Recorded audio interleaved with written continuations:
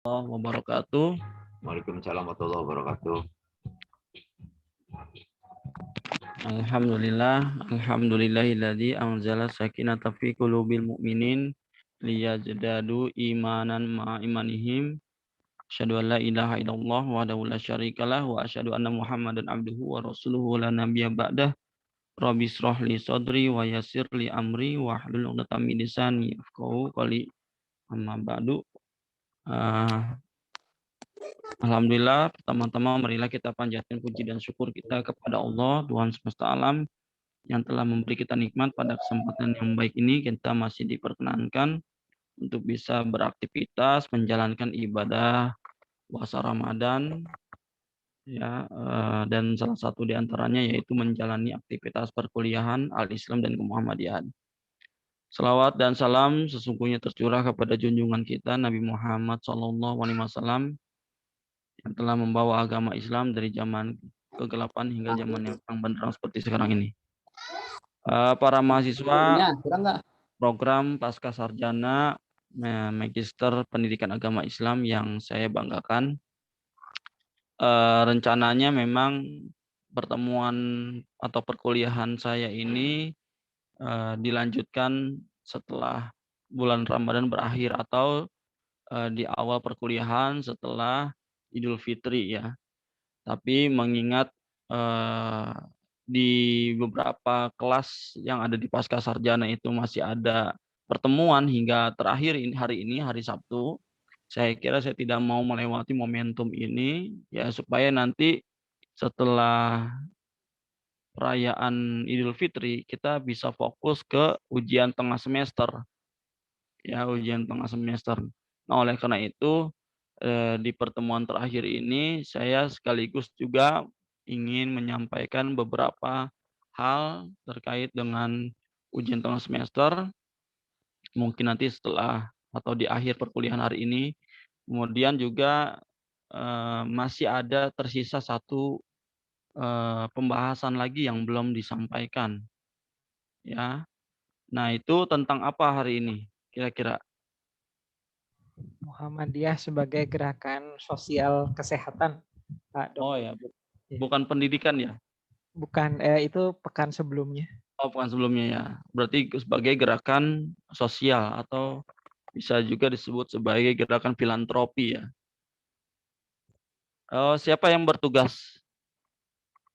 Ya, ada saya dan Bu Lala, Bu Jelavian. Oh ya, sudah hadir Bu Lalanya, Pak Anuraga. Hadir, Pak. Alhamdulillah. Baik, rasanya narasumber kita sudah tidak sabar lagi ingin menyampaikan presentasinya pada sore hari ini. Mari kita simak beberapa materi yang disampaikan, dan sekiranya ada hal-hal yang ingin dicatat, ya silakan dicatat. Makalahnya apakah sudah di-share ke teman-teman dan kepada saya? Belum. Oh iya Pak, mohon maaf. Oh iya, mohon di-share ya biar saya buat dibaca nanti jika ada revisi nanti saya tambahkan atau nanti saya kirim kembali ke pemakalah. Iya, Mungkin Pak. bisa lanjut disampaikan saja Pak Anuraga, silakan. Baik, terima kasih Pak Doktor, Pak dosen atas kesempatannya. Bismillahirrahmanirrahim. Assalamualaikum warahmatullahi wabarakatuh. Waalaikumsalam warahmatullahi Mohon izin untuk share screen. Maaf. Ya.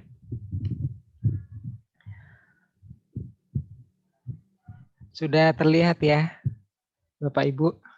Sudah. Sudah ya, baik.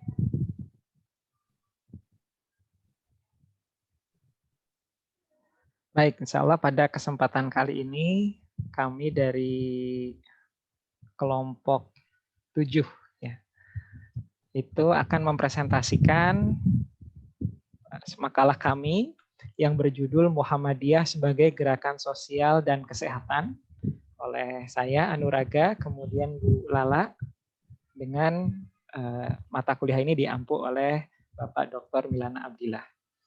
Jadi di sini nanti presentasi akan kami bagi menjadi 2. Yang mengawali saya,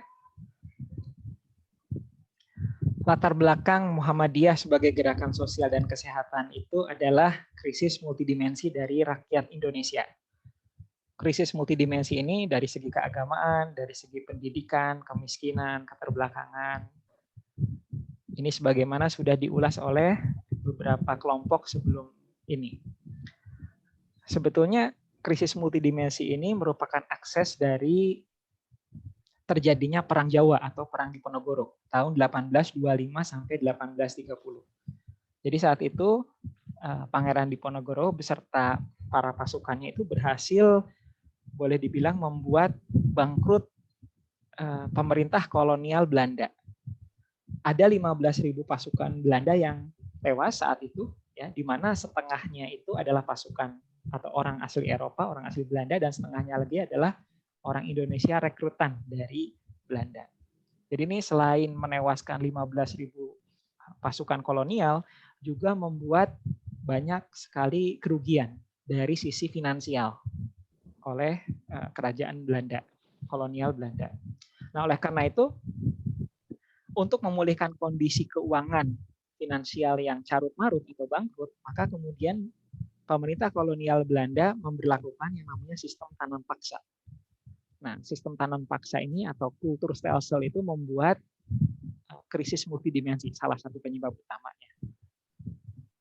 Nah, ini sistem tanam paksa.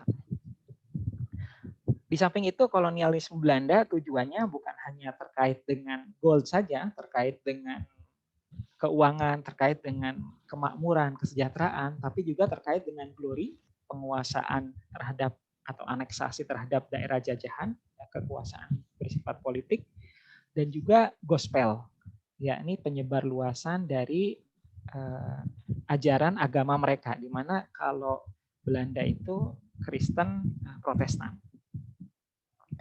Selain dari ajaran Kristen yang disebarkan, juga saat itu sudah merebak di Eropa itu paham modernisasi Eropa yang dimulai sejak revolusi industri, di mana di sini ciri khususnya adalah liberalisme dan sekulerisme. Jadi salah satu pahamnya adalah sekulerisme, di mana kalau ingin maju itu harus memisahkan agama dan kehidupan dunia. Semakin sekuler semakin maju. Itu salah satu pemikiran atau corak pemikiran yang ditanamkan saat itu. Nah, menariknya sebetulnya sistem tanam paksa ini yang membuat krisis multidimensi itu kemudian ada gerakan oposisi di Belanda yang membuat yang namanya politik etis. Jadi politik etis itu karena rakyat Indonesia saat itu sangat-sangat krisis ya, multidimensi, maka ada gerakan di sana yang namanya politik etis dipelopori oleh Van Deventer, itu bagaimana agar Belanda itu memperhatikan daerah jajahannya. Jadi bukan hanya diambil sumber dayanya, tapi mereka harus memperhatikan bagaimana kesejahteraan daerah jajahan. Maka muncullah irigasi, ya, transmigrasi, dan satu lagi adalah pendidikan bagi warga pribumi.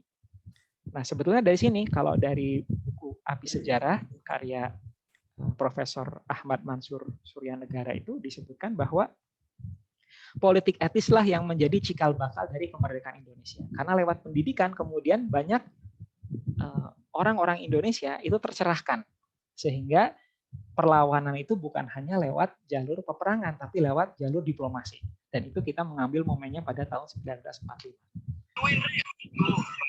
Nah, gerakan sosial kesehatan itu langkah Muhammadiyah dalam melakukan dakwah bilhal. Jadi dakwah melalui percontohan dengan perbuatan, bukti nyata dengan mengadakan bakti sosial berupa pelayanan kemasyarakatan dan kesehatan yang nanti akan disampaikan kemudian. Apa sebetulnya ide dan nilai dasar dari gerakan sosial kesehatan? Ini ide dasarnya adalah pemahaman dari Kiai Haji Ahmad Dahlan kepada surat Ali Imran ayat 104 yang berbunyi wal takum minkum ummatu yad'una ilal khair wa ya'muruna bil ma'ruf wa yanhauna 'anil munkar wa ulaika humul muflihun. Dan hendaklah di antara kamu ada segolongan orang yang menyuruh kepada kebajikan, menyuruh berbuat yang ma'ruf, mencegah dari yang mungkar, dan mereka itulah orang-orang yang beruntung. Selain itu juga adalah surat Al-Ma'un atau nanti dikenal dengan nama teologi Al-Ma'un ayat 1-7 agar umat Islam itu menjadi umat yang peduli terhadap problem sosial yang dihadapi. Nah, dalam perspektif Muhammadiyah, hubungan orang Islam yang baik itu tidak hanya memperhatikan hubungannya dengan Allah semata atau hablum minallah, tapi juga bagaimana umat Islam, mukmin muslim yang baik itu memperhatikan hablum minanas, hubungan dengan sesama manusia. Nah, sehingga perlu diselaraskan antara hablum minallah dan hablum minanas. Sehingga dalam konsep ini, dalam konsep Islam yang syamil, yang menyeluruh ini, sholat, zakat, menyantuni anak yatim, memberi makan orang miskin, membantu kaum duafa itu adalah ajaran Islam yang perlu disinergikan dan tentunya diamalkan. Ya, ini ada kisahnya sebagaimana sudah disampaikan juga oleh presenter sebelumnya tentang surat Al-Maun. Jadi Kiai Haji Ahmad Dahlan ini tidak beranjak dari pengajaran surat Al-Maun sebelum murid-muridnya itu mempraktekkan apa yang ada di dalam kandungan surat Al-Maun. Dan dari sini berkembanglah prinsip di Muhammadiyah beramal ilmiah dan berilmu amaliyah. Nah, sikap dari gerakan sosial dan kesehatan ini tidak hanya khusus untuk kaum muslimin, tapi juga dengan non-muslim dalam konteks bermasyarakat dan bernegara. Kemudian pada surat Al-Maun, kalau kita kaji lebih mendalam, ini salah satu penjelasannya adalah bahwa ibadah ritual itu tidak ada artinya kalau pelakunya itu tidak melakukan amal sosial. Jadi bahkan disebutkan di surat Al-Maun ini, orang yang mengabaikan anak yatim dan tidak berusaha mengentaskan keterbelakangan masyarakat, kemiskinan itu sebagai pendusta agama. Nah, kemudian di sini teologi ini diterjemahkan oleh Muhammadiyah dalam 3 pilar kerja terkait dengan gerakan sosial kesehatan ini. Yang pertama adalah healing atau pelayanan kesehatan, ya, mengobati dari luka dan sebagainya. Kemudian schooling, pendidikan, dan terakhir adalah feeding, adalah pelayanan sosial, pemberian makan kepada fakir miskin, anak-anak terlantar. Jadi sekali lagi, yang menelatarkan kaum duafa itu atau mustad'afin itu orang yang mendustakan agama. Nah, kemudian pelajaran lainnya adalah ibadah sholat itu memiliki dimensi sosial. Kalau dia tidak memperhatikan dimensi sosialnya, orang yang sholat itu menjadi kurang bermakna. Nah, kemudian tentu saja mengerjakan amal soleh tidak boleh sikap ria. Kemudian orang yang tidak mau memberikan pertolongan kepada orang lain, egois, egosentris, itu termasuk ke dalam orang yang mendustakan agama. Inilah yang menjadi ruh dari gerakan sosial kesehatan dari Muhammadiyah. Nah, untuk berikutnya akan disampaikan oleh Ibu Lala. Silakan, Bu Lala.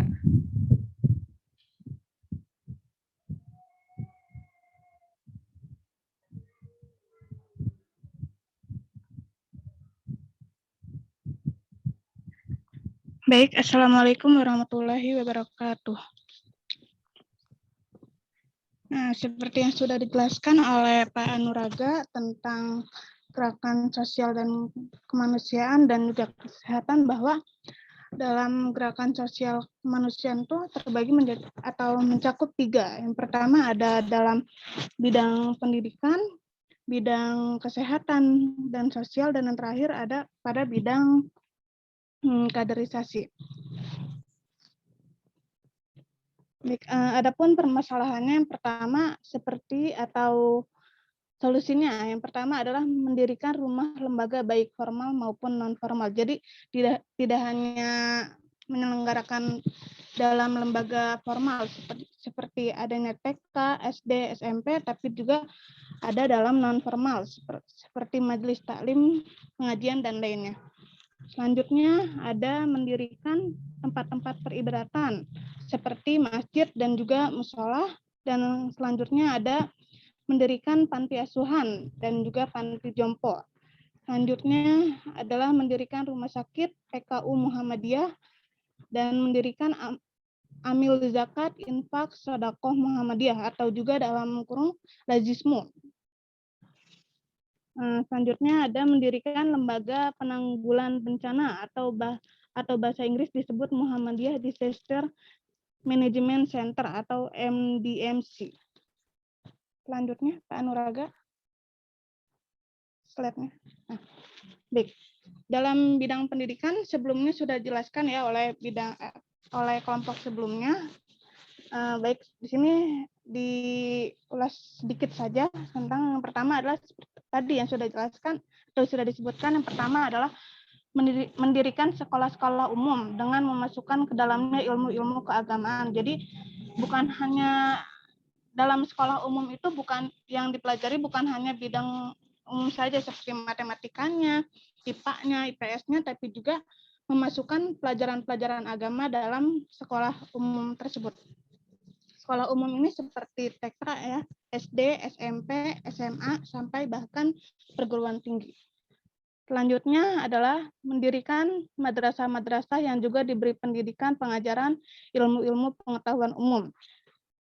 Seperti halnya tadi, jadi di dalam madrasah pun bukan hanya ilmu agama, tapi juga pelajaran umumnya pun ada di dalamnya. Selanjutnya adalah mendirikan perguruan tinggi atau universitas dengan memasukkan pola di dalamnya ruh pergerakan Al-Islam dan Muhammadiyah pada jurusan non-agama. Seperti dalam kampus kita sendiri, kampus Universitas Muhammadiyah atau UMT, mata kuliah Al-Islam Kemuhammadiyahan atau AIK itu bukan hanya dipelajari oleh mahasiswi yang berada dalam program studi pendidikan agama Islam, tapi dalam program studi lain pun seperti kalau dalam S1 ada ekonomi, FKIP dan lainnya juga mempelajari Al-Islam Kemuhammadiyahan. Adapun misinya yang pertama ada menegakkan keyakinan tauhid yang murni, menyebarluaskan ajaran Islam yang bersumber kepada Al-Qur'an dan As-Sunnah, mewujudkan amal islami dalam kehidupan pribadi, keluarga dan masyarakat. Dan yang terakhir adalah menjadikan lembaga pendidikan Muhammadiyah sebagai pusat pendidikan, dakwah dan perkaderan. Selanjutnya, bidang yang kedua adalah dalam bidang kesehatan dan kesejahteraan sosial. Yang pertama adalah mendirikan rumah-rumah sakit modern lengkap dengan segala peralatan, pembangunan balai-balai pengobatan, rumah bersalin, apotik, dan sebagainya. Selanjutnya adalah mendirikan panti-panti asuhan, baik putra maupun putri, untuk menyantuni mereka, seperti yang tercantum atau menurut teologi Al-Ma'un tersebut. Selanjutnya adalah mendirikan perusahaan percetakan, penerbitan, dan toko buku untuk mempublikasikan majalah-majalah, brosur, dan buku-buku yang membantu menyebarluaskan pemahaman keagamaan. Jadi dengan adanya buku-buku ini, anak-anak tersebut bisa mampu untuk memahaminya. Jadi tidak hanya di dalam dunia sekolah saja, tapi di luar pun. Ya. Selanjutnya adalah mendirikan bank perkreditan rakyat, Baitul Mal wa Tamwil atau dalam disingkat menjadi BMT, Koperasi Warga Muhammadiyah, BUMM, berupa PT berjumlah 1.579 buah. Dan yang terakhir ada memberikan bimbingan dan penyuluhan keluarga mengenai hidup sepanjang tuntutan ilahi. Dan yang selanjutnya ada dalam bidang kaderisasi. Yang pertama adalah peningkatan kualitas atau tujuannya adalah peningkatan kualitas perkaderan, melaksanakan program pengkaderan formal dan informal secara berkelanjutan, menyelenggarakan Baitul Arqam dan Darul Arqam Muhammadiyah. Selanjutnya adalah transformasi kader perjenjang dan pergenerasi, sinergi building antar unit perserikatan untuk kaderisasi. Adapun contoh dari bidang kaderisasi ini yang pertama adalah seperti pada Aisyah, Pemuda Muhammadiyah, IPM atau Ikatan Pemuda Muhammadiyah, Tapak Suci, dan juga Tapak Suci Muhammadiyah. Baik, Pak Nuraga, selanjutnya. Baik, kesimpulannya yang pertama adalah makna gerakan sosial dalam bidang kesehatan. Gerakan sosial merupakan sebuah langkah Muhammadiyah dalam melakukan dakwah bilhal atau dakwah dengan perbuatan, dan atau juga bukti nyata dengan mengadakan bakti sosial dalam pelayanan kesehatan. Selanjutnya, gerakan peduli pada fakir miskin dan yatim piatu salah satunya adalah berzakat, seperti yang telah dijelaskan menurut teologi Quran surat Al-Maun ayat 1 sampai dengan ayat 7 dan Quran surat At-Taubah ayat 60 tentang penerima zakat. Dan anak yatim dan fakir miskin adalah salah satunya yang terdapat dalam kategori penerima zakat tersebut. Baik, saya kembalikan kepada Pak Anuraga.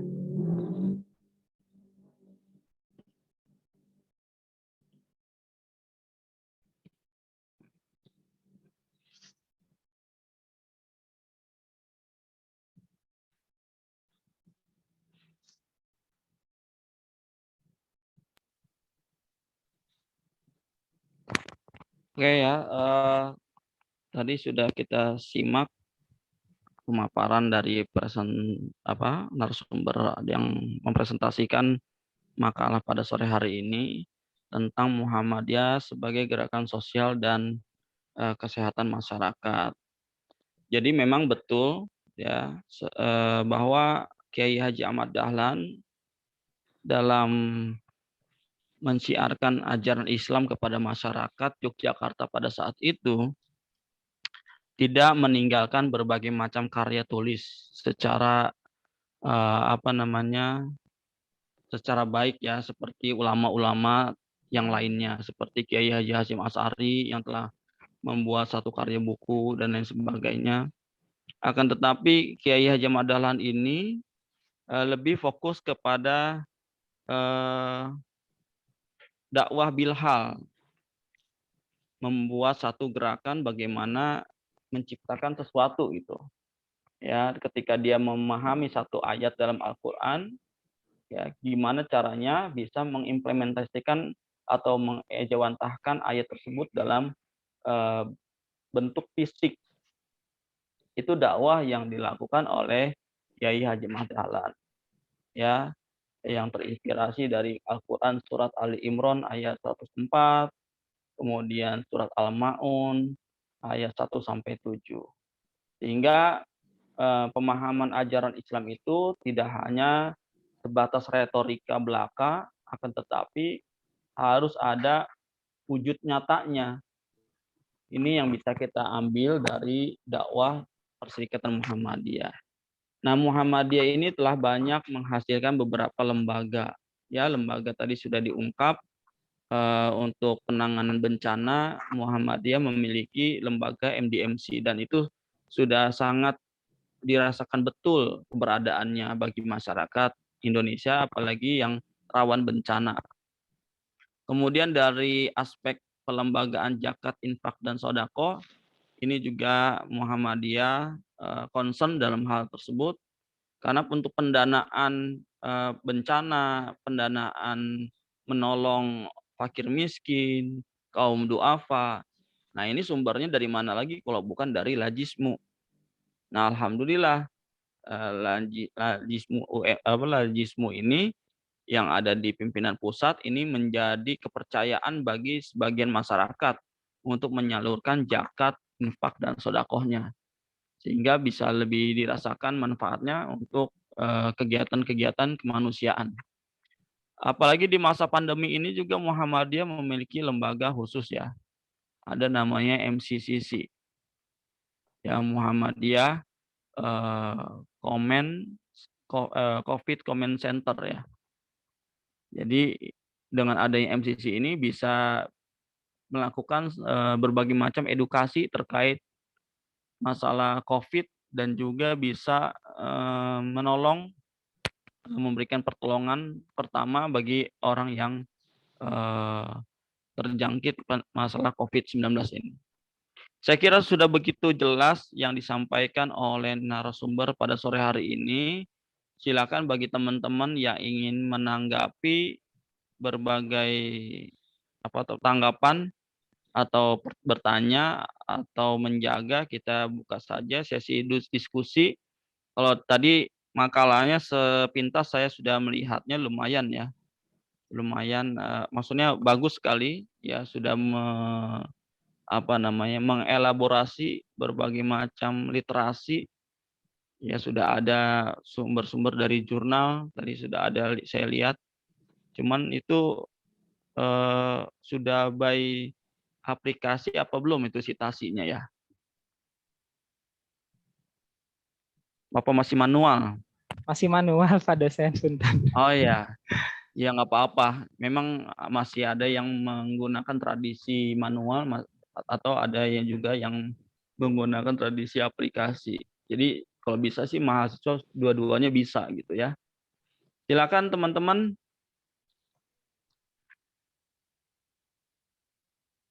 Para mahasiswa yang ingin menanggapi materi pada hari ini Muhammadiyah sebagai gerakan sosial dan kesehatan masyarakat.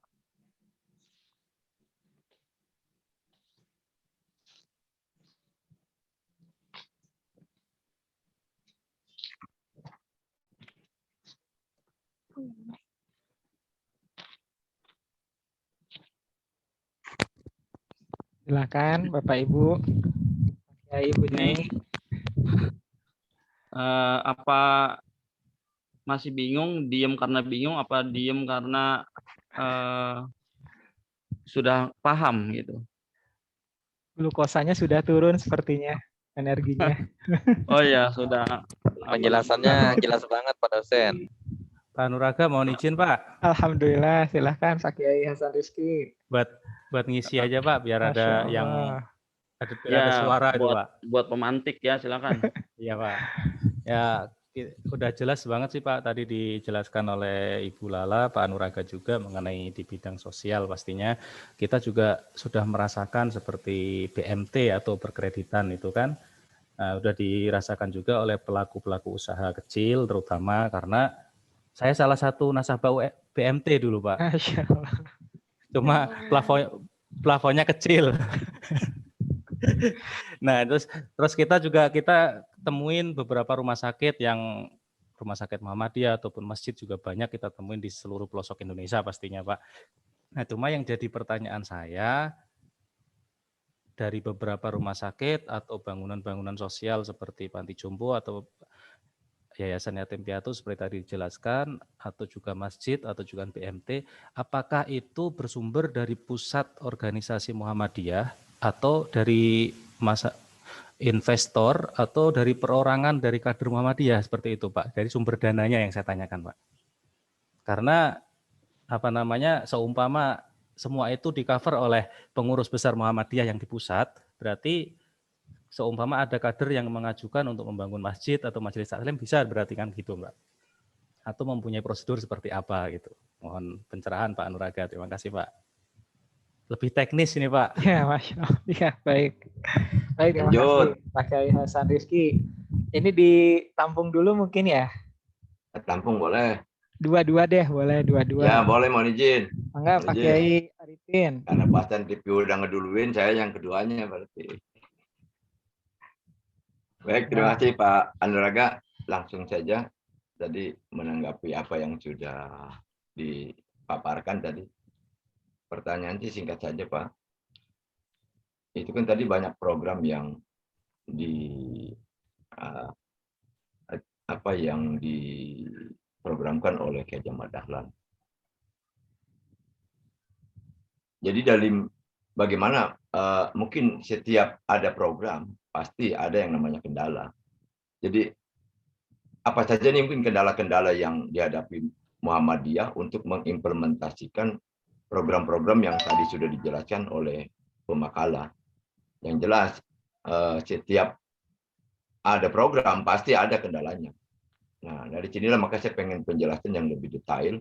Mungkin kendala-kendala apa yang dihadapi oleh Kiai Haji Muhammad Dahlan pada saat itu untuk mengimplementasikan program yang dia buat.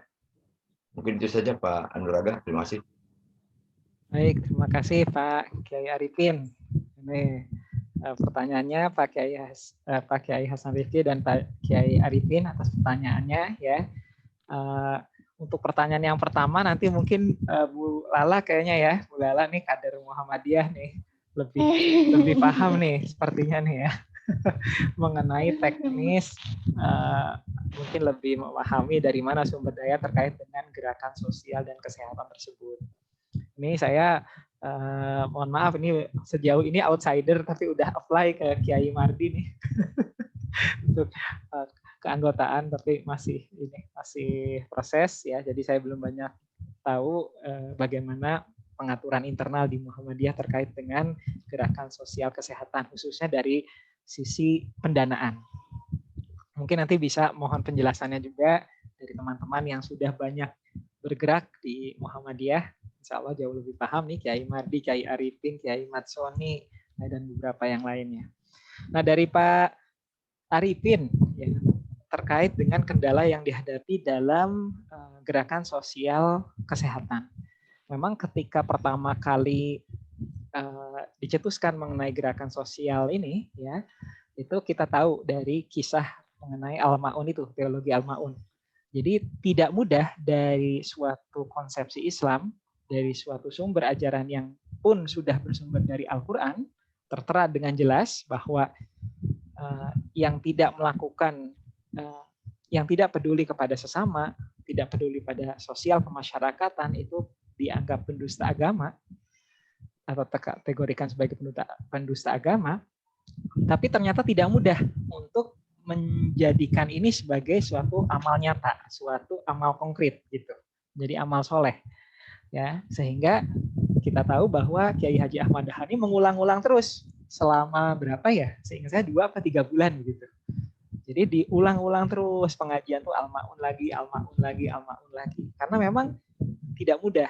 Jadi Pak dosen sudah menjelaskan dari suatu konsepsi, jadi Islam itu tidak hanya retorika tapi amal nyata. Nah ini 2-3 bulan disampaikan itu, sampai pada bingung murid-murid.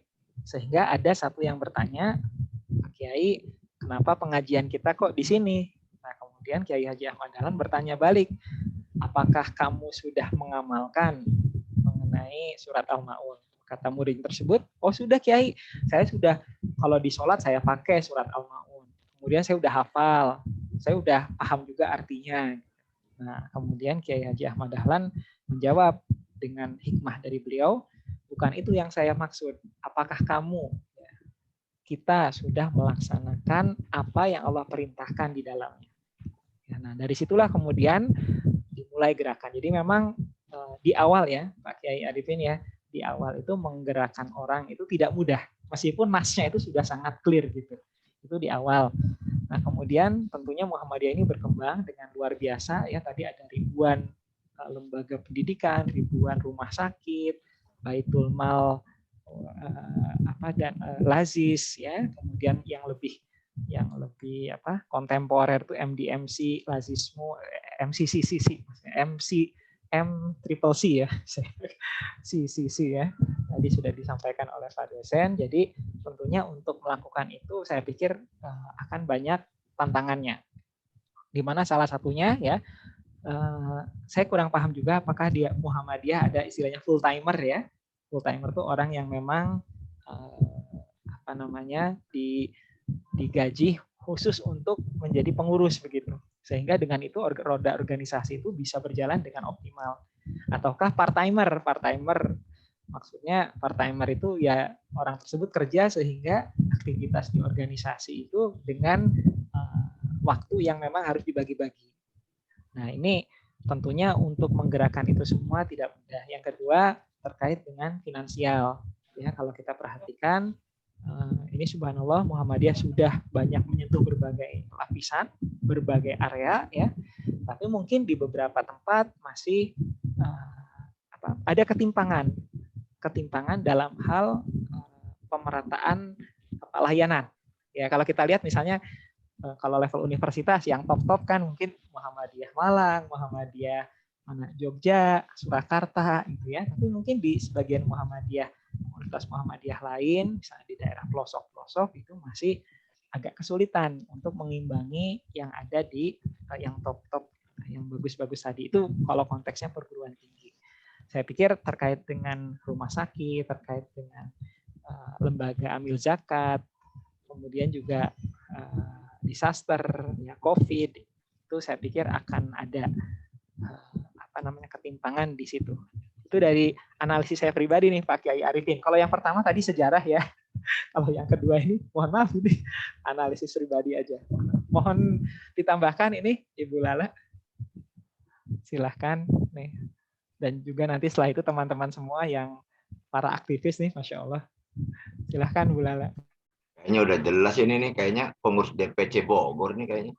Ngejelasinnya jelas banget ini. Baru apply. Udah jelas ya Pak Arifin? Jelas Bu.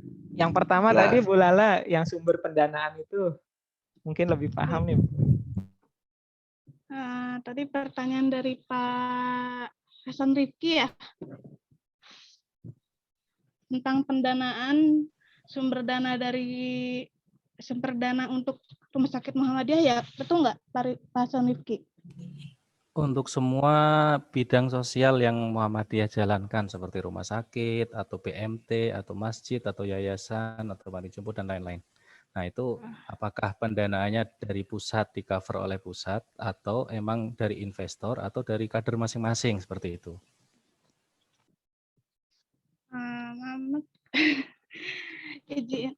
Saya coba jawab.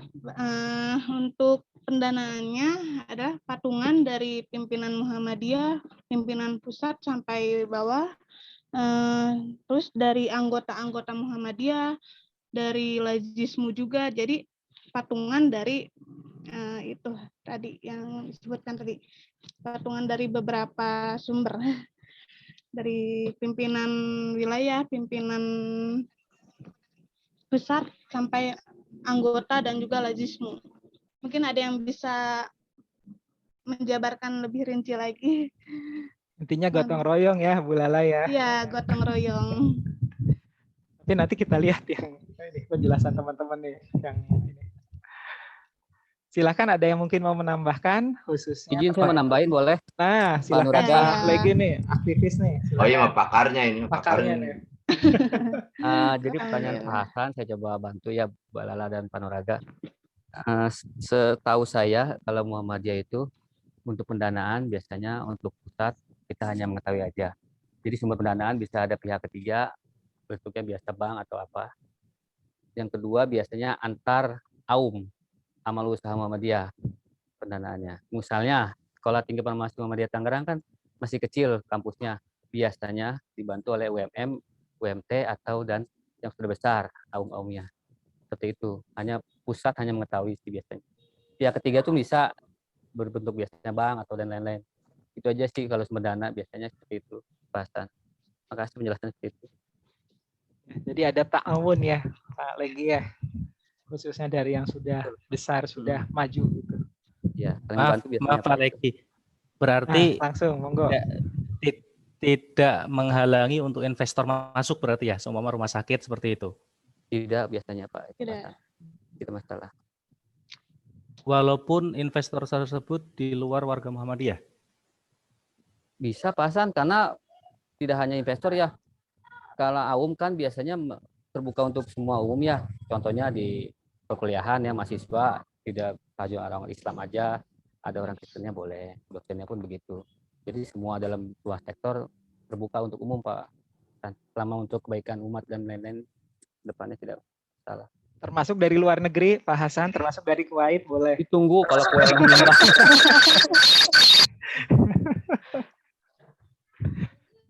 pengen ngutang di BMT Pak. Ya kalau pendapatan per kapita Kuwait kita sudah pahami bersama nih Pak Kiai Hasan nih, mungkin berminat investasi dalam kebaikan, Masya Allah. Mungkin Ustadz Mardiansa lebih paham Pak. Nah, Pak Kiai Mardi mangga. Nah kita tunggu-tunggu nih. Itu Pak Legi itu udah luar biasa, dosen AIK Unimar itu penjelasannya lugas banget. Oke, teman-teman. Baik, Apakah saya sudah jelas? mau menambahkan sedikit. Oh, silakan. Izin Pak dosen, kalau sumber pendanaan Muhammadiyah yang Mardi tahu, contoh tadi disampaikan Pak Hasan Rifki ingin membuat rumah sakit atau ingin membuat masjid atau pergerakan sosial lainnya, biasanya yang Muhammadiyah lakukan adalah yang pertama menggalang dana. Menggalang dana dari warga Muhammadiyah, dari pimpinan atau simpatisan atau warga umum. Intinya digalang dananya. Benar kata Lala tadi, patung-patungan atau gotong royong, ya seperti itu. Jadi di Muhammadiyah itu nggak ada, misalnya Muhammadiyah pusatnya itu sudah besar, banyak duitnya gitu. Kita nggak bisa sembarangan minta gitu, artinya kita pengen bangun masjid nih di Batu Ceper atau di Tangerang mana gitu. Kita tinggal minta ke pusat, nggak bisa gitu. Gitu, semuanya ada proseduralnya. Intinya lebih ke gotong royong. Tadi juga disampaikan oleh Pak Legi, misal nih sekolah tinggi farmasi Tiga Raksa itu kan lebih kecil daripada UMT atau UMM gitu. Itu bisa didanai oleh mereka. Tapi didanainya itu dengan akad pinjam meminjam, Pak. Jadi pinjam meminjam. Misal Unimar yang baru mau berdiri dibiayai dulu oleh UM Bandung misalnya gitu. Dan itu ada antara pimpinan itu ada hitung-hitungannya, Pak. Ada hitung-hitungannya. Gitu, cicilan berapa per bulan seperti itu. Nah, jadi intinya pendanaan Muhammadiyah itu tetap dari kita, oleh kita, untuk kita gitu. Terima kasih, mungkin kurang lengkap, mungkin nanti Pak dosen bisa melengkapi. Terima kasih dari saya. Assalamualaikum. Assalamualaikum warahmatullahi wabarakatuh. Mangga Pak dosen, disilakan. Hatur nuhun Pak Kiai Mardi semakin melengkapi. Oke, baik. Tadi sudah ada beberapa tanggapan dari para mahasiswa yang sudah memberikan pernyataan berkaitan masalah pendanaan operasional dakwah Muhammadiyah. Jadi itulah yang bisa difungsikan, salah satu fungsi dari amal usaha Muhammadiyah itu adalah untuk bisa membiayai seluruh aktivitas dakwah Muhammadiyah ya. Tadi sudah banyak dijelaskan bahwasannya adanya universitas, sekolah itu disisihkan dana ya dari misalkan biaya SPP mahasiswa disisihkan untuk perserikatan ya, misalkan per tahun berapa, itu ada pos-posnya. Nah, inilah hebatnya Muhammadiyah, bahwasanya Muhammadiyah tidak ingin besar untuk dirinya sendiri, tetapi bagaimana bisa dirasakan keberadaannya, manfaatnya untuk masyarakat.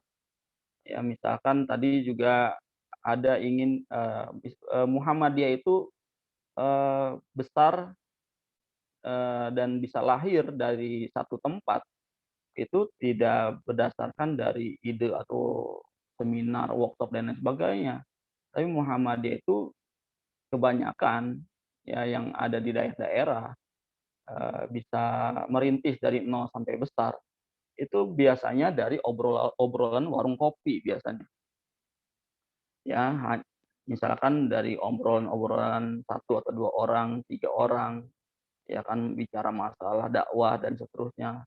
Nanti dia dari tiga orang itu dia bisa ngajak yang lainnya bikin proposal, ya dia datangi CSR untuk menggalang dana.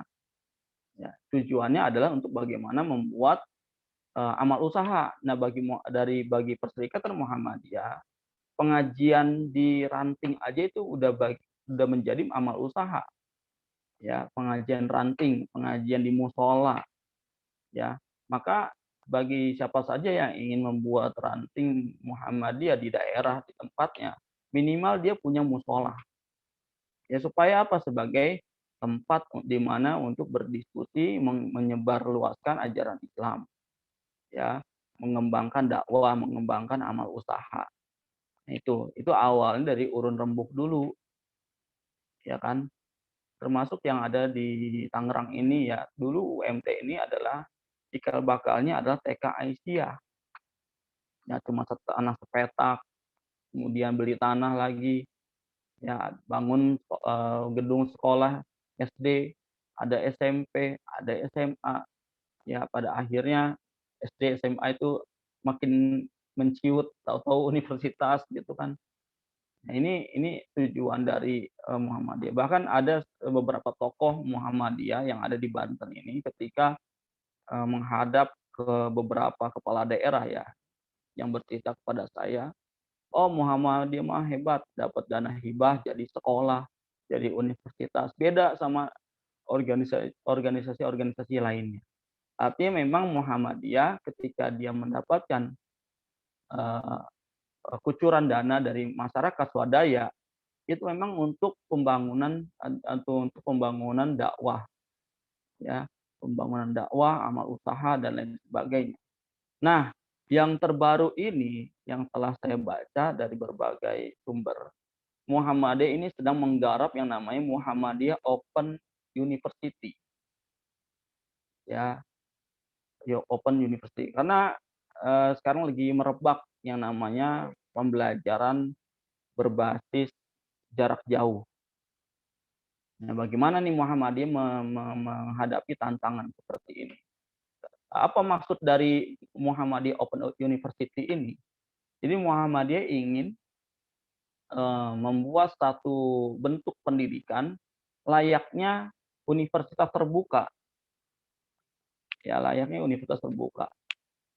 Nah, ini mengadopsi karena kita masih dalam masa pandemi, kebanyakan aktivitas belajar mengajar ini menggunakan media daring.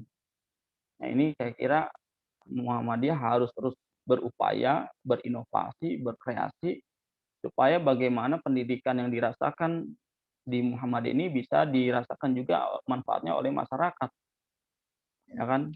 Nah, ini sedang digarap oleh Majelis Pendidikan Tinggi Muhammadiyah dan insya Allah izinnya akan keluar. Ya, di samping itu juga Kementerian Pendidikan juga kan sedang menggalakkan yang namanya Kampus Merdeka. Ya, Kampus Merdeka. Artinya apa? Dengan adanya kampus atau Muhammadiyah Open University ini nanti akan dibuka pendaftaran secara online. Ya. Jadi mahasiswa dari berbagai macam penjuru negeri ini dia bisa mendaftar dan dia bisa mengikuti perkuliahan ya Muhammadiyah yang ada di seluruh Indonesia. Seluruh di Indonesia. Silakan mau ambil di Jawa misalkan. Karena melihat ya pendidikan di zaman sekarang kan apalagi di Indonesia ya. Kalau kita pengen dapat kualitas pendidikan yang baik, misalkan terakreditasi A, itu kan biayanya nggak murah. Apalagi daya beli masyarakat yang sangat minim di Indonesia ini. Sehingga kita bagaimana menciptakan kualitas yang baik tetapi harga terjangkau. Ya. Nah, ini juga diterapkan di berbagai macam pendidikan yang ada di luar negeri ya. Ya mungkin Pak Anuraga punya pengalaman di sana. Jadi ada model pendidikan yang sifatnya full time bagi mahasiswa yang memang tidak ada aktivitas lain, dia bisa mengikuti program perkuliahan full time. Ada lagi part time, paruh waktu, ya paruh waktu. Misalkan dia punya pekerjaan yang tidak bisa ditinggalkan, kemungkinan kuliahnya itu hanya beberapa pertemuan saja diselingi dengan pekerjaannya. Ada lagi berbasis online dan seterusnya. Ini kan tantangan. Kalau kita tidak berinovasi, kalau kita tidak bisa bersaing dengan lembaga atau pendidikan lain, ini kita akan tertinggal. Nah, ini yang akan digarap oleh Muhammadiyah melalui amal usahanya sehingga lebih luas jangkauannya yang disiapkan oleh Muhammadiyah berkaitan dengan pendidikan. Nah, tadi juga amal usaha berkaitan masalah apa tadi Pak Arifin? Kendala, Pak. Kendala. Oh, kendala apa? Ya, kendala. Ya. Dari implementasi dari program-program itu mungkin ada kendala-kendalanya, Pak. Iya, pasti. Ya, kalau nggak ada kendala, kemungkinan kita nggak bisa survive gitu. Orang bisa besar, bisa hebat, bisa tegak berdiri ya karena ada masalah, ada problem yang dihadapi. Ya kan? Jadi di Muhammadiyah itu juga begitu. Kendalanya apa? Bisa dari internalnya, SDM-nya, ya dari kader-kadernya, ya kemudian dari eksternal, faktor luar. yang mengakibatkan penghambatan dakwah ya banyak. Ya apalagi Muhammadiyah pada masa-masa awal, ya mungkin sekarang masih jarang terlihat. Masa-masa awal berdiri Muhammadiyah banyak yang nggak suka sinisme, kemudian eh, dianggap agama baru dan seterusnya. Ini juga menjadi tantangan bagi Muhammadiyah. Bahkan di zaman sekarang juga masih relevan ya yang membuat yang menstigma Muhammadiyah itu negatif ya. Nah, tentu kita tidak boleh berhenti sampai di sini saja dan ini harus terus disampaikan ya sekalipun memang banyak tantangannya kita harus bisa siap siaga apapun kondisinya karena dakwah ini harus terus dijalankan ya beramar ma'ruf nahi munkar. Dan di Muhammadiyah itu ada idiom yang mengatakan berkemajuan ya berkemajuan. Jadi ini watak dari Muhammadiyah adalah berkemajuan atau tajdid dari segi pemikiran, ilmu pengetahuan dan teknologi, dari segi ekonomi, politik, semuanya berkemajuan. Nah, watak kemajuan ini bisa dibentuk, bisa diimplementasikan ya hanya satu ya caranya yaitu di sekolah. Ya, membangun peradaban manusia ya dengan efektif, dengan baik, dengan mudah, dengan efisiensi itu hanya bisa dilakukan hanya di sekolah. Sehingga kita bisa membuat satu sistem kehidupan manusia yang berkeadaban ya yang berkemajuan yaitu melalui pendidikan. Apakah ada lagi yang ingin menanggapi dari presentasi kita pada sore hari ini? Silakan.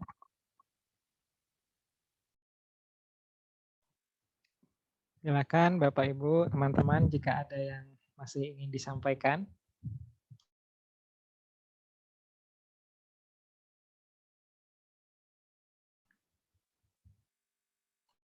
Jelas kayaknya Pak.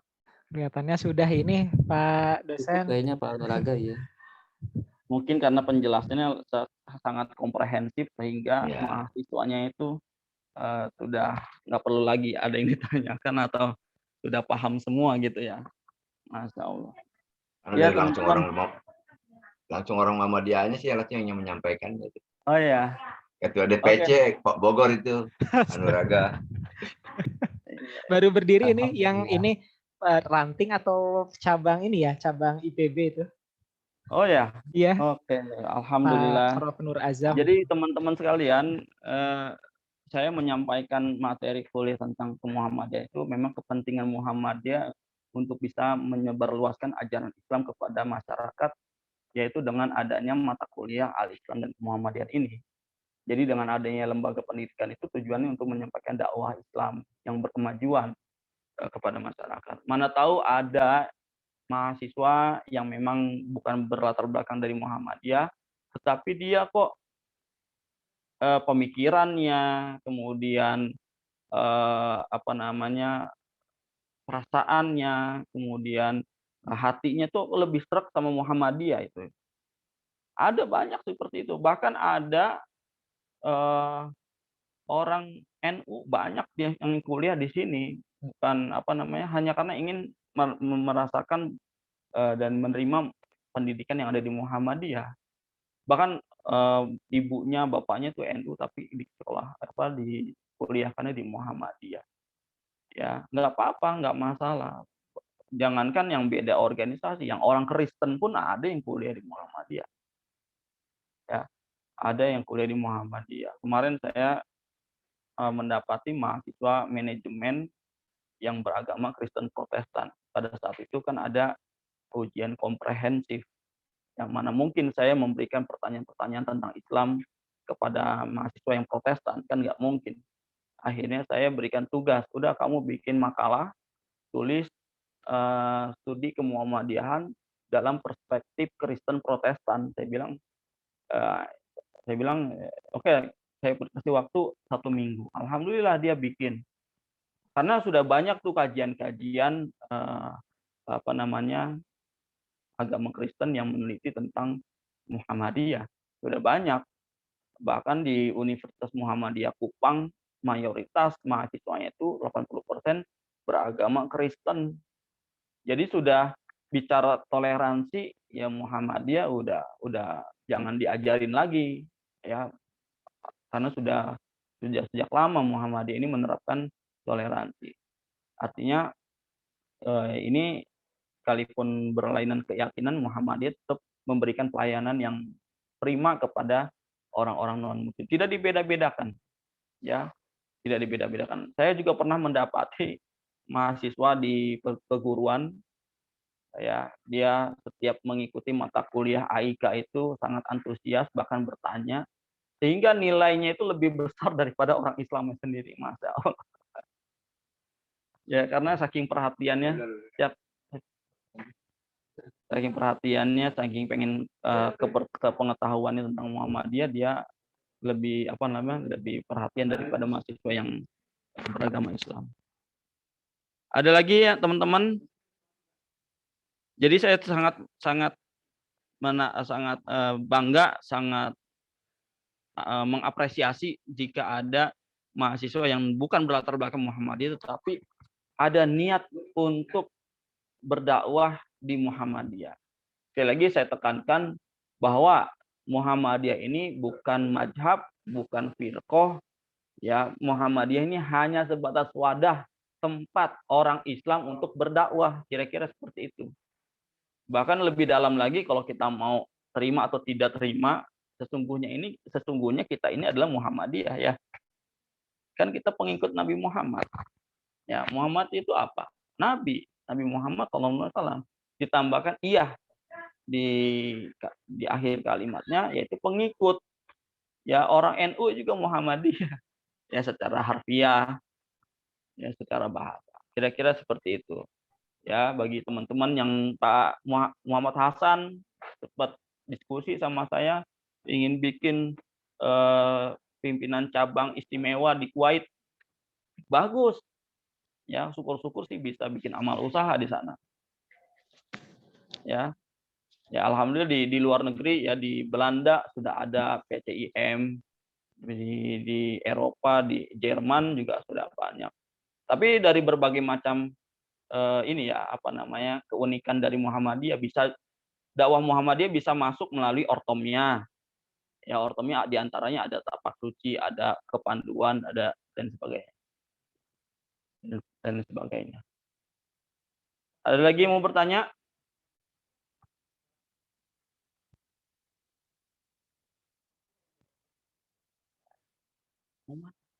Cukup, Pak dosen. Kunci.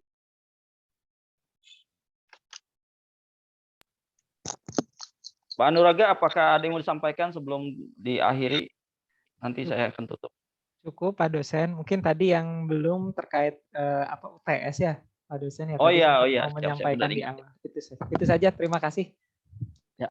Oke, terkait masalah ujian tengah semester, karena ini materi terakhir menjelang ujian tengah semester, sifatnya take home aja, take home. Kemudian nanti mungkin saya akan share beberapa soal, yang nggak banyak lah, ya, paling 1-5 soal. Itu ya, nanti saya share melalui grup WhatsApp, dan nanti deadline-nya mudah-mudahan sih, kita kan libur akademik ini di UMT tanggal 10 sebenarnya terakhir, hari Senin. Nah, kemudian nanti kita baru mulai aktif lagi perkiraan tanggal 24 Mei, ya. 24 Mei kita mulai aktif lagi, mungkin beberapa hari kemudian setelah tanggal 24. Nah, dia dari beberapa dosen yang sempat saya diskusi, mungkin setelah pertemuan itu kita langsung UTS. Nah, kita fleksibel aja, karena ini take home. Nanti formatnya teman-teman menulis tangan, kan ada beberapa mahasiswa yang ada di luar negeri misalkan, ditulis di kertas folio, jawabannya saja, soalnya nggak usah. Kemudian di-scan, ya, scan, kemudian diformat ke PDF. Ya, boleh di Japri, ya. Jangan lupa sertakan identitas lengkapnya mahasiswa, terutama NIM, karena itu memudahkan dosen juga untuk memberikan penilaian, evaluasi. Ya, itu. Nanti sekarang hari Sabtu tanggal 8, kemungkinan Senin, ya, Senin saya akan share soalnya. Senin atau minggu depan lah. Saya akan share soalnya nanti teman-teman bisa langsung kerjakan saja.